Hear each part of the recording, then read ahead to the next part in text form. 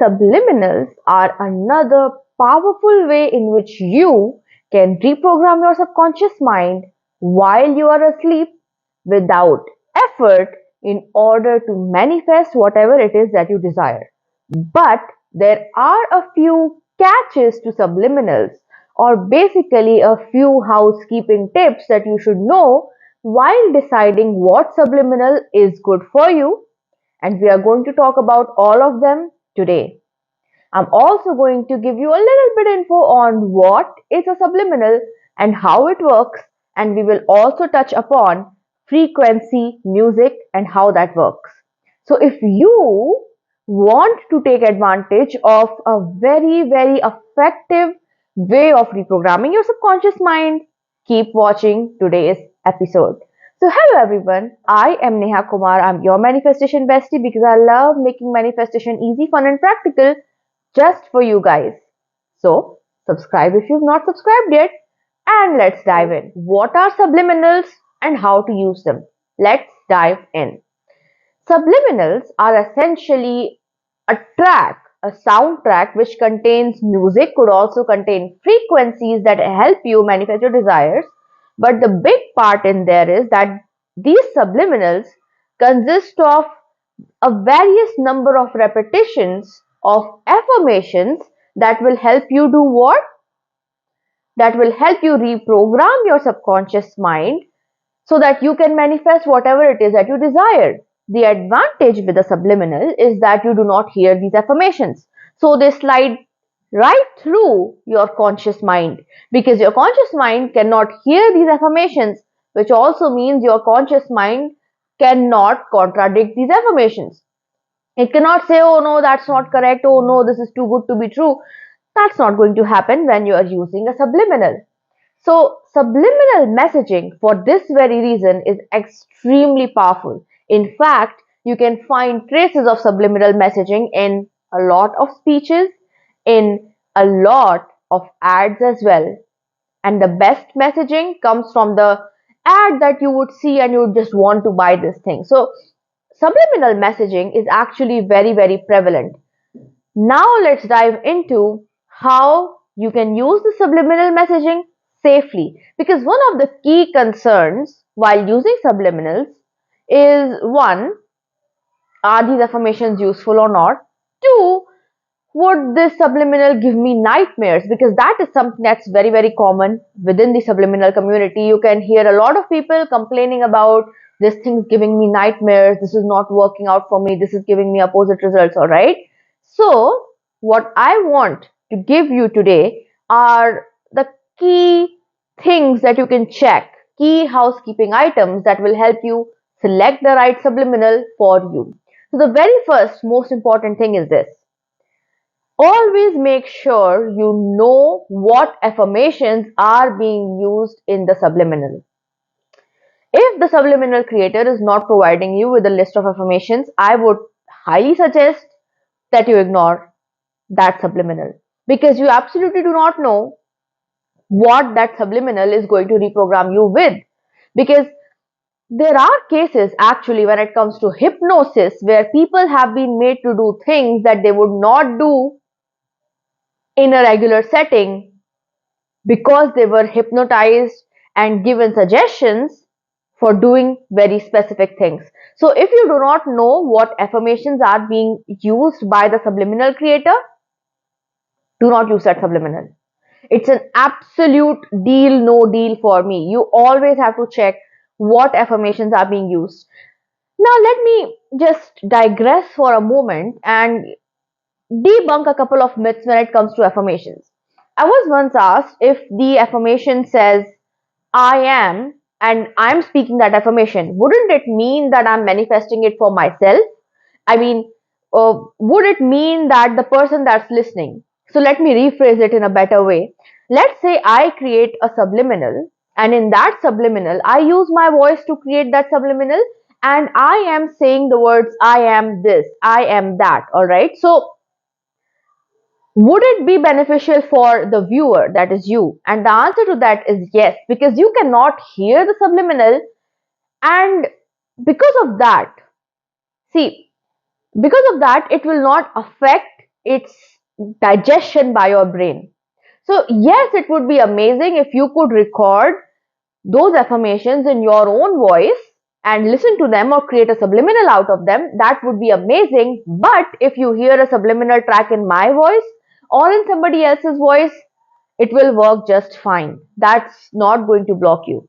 Also, there are some doubts about the I am terminology versus you are terminology. It doesn't matter. I am is I am, okay? I am is the right terminology. Because, see, your subconscious cannot differentiate between I am and you are. Alright?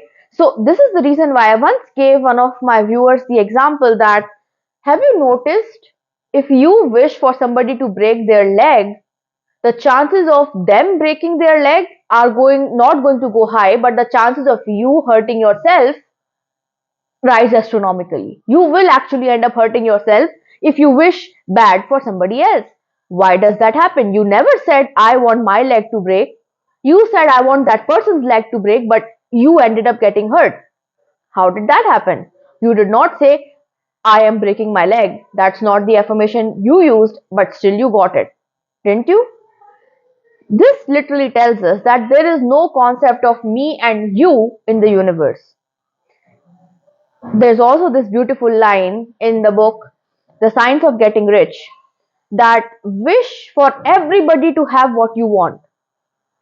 Because the universe does not discriminate. Your subconscious mind cannot discriminate between me and you. It cannot. So if I wish good for you, that means I get good for myself.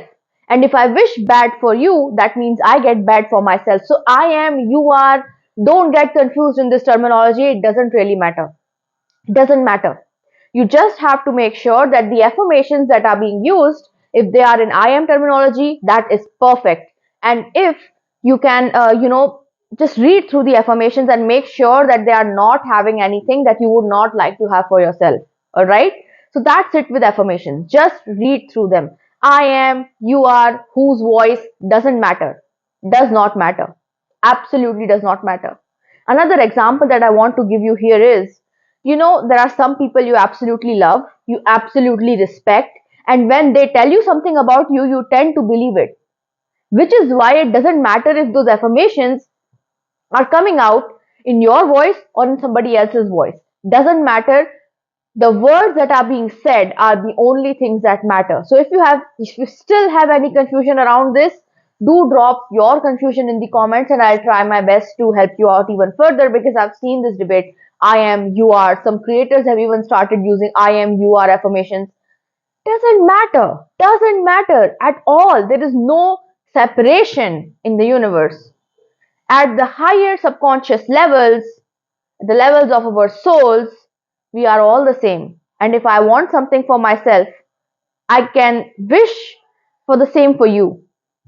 Alright? So if I wish you harm, I'm going to get harmed instead. And if I wish you good, I'm also going to get good results for myself. The subconscious cannot differentiate. Do not fall into that trap, okay? Long rant, but it was very, very essential. The second thing is to always give this subliminal a 7-day time period. Just for 7 days. What you're going to do is play that subliminal for some amount of time and see how it affects you. So, do you listen to the subliminal and you start feeling bad, or you start getting nightmares, or something or the opposite of what you want starts manifesting? If these three things persist for 7 days, stop using that subliminal. It does not suit you. It's not for you. All right. But on the other hand, a couple of days of reverse things manifesting, or a couple of nightmares are fine, because oftentimes your subconscious will just keep throwing your current programming out, right? So give a subliminal 7 to 14 days. Beyond that, if these things persist, stop using the subliminal. It's not for you. See, there are millions of subliminals online. You can choose one. You will find one that works for you. All right. So if you take care of these two things, these are my go-to things that I use when trying out a new subliminal, you will get amazing results and you will be completely safe. Now let's talk about frequency music. So along with subliminals, there is another kind of subliminal programming music that is available online. These are called frequency music. So there are certain hertz of frequencies that correspond to all sort of things, from improving your health, healing your chakras, abundance, wealth, money, business success, you name it. All of these frequencies, the music absolutely works. But then again, if there are affirmations involved in such music, follow the tip number 1 about affirmations, whatever I taught you. And if there are, you know, if there is any kind of, see, so yeah. So the second thing is, make sure that you again try this music out for at least 7 days and see how it affects you. If it helps you out, good. If it doesn't help you out, stop using it, find something else. All right. So I absolutely love incorporating frequency music. I've been listening to frequency music for a couple of days now. Before that, I used to work with subliminals, all right. But frequency music is great too. So try these out. Let me know how it goes. This is how you can use a subliminal and get great results out of it. So if you enjoyed this video, like this video, comment Master Manifester. Subscribe if you've not subscribed to my channel yet, and you can also sign up for my 30-day email manifestation challenge, the details for which will be available in the description box or the pinned comment. And I will see you again soon. Bye.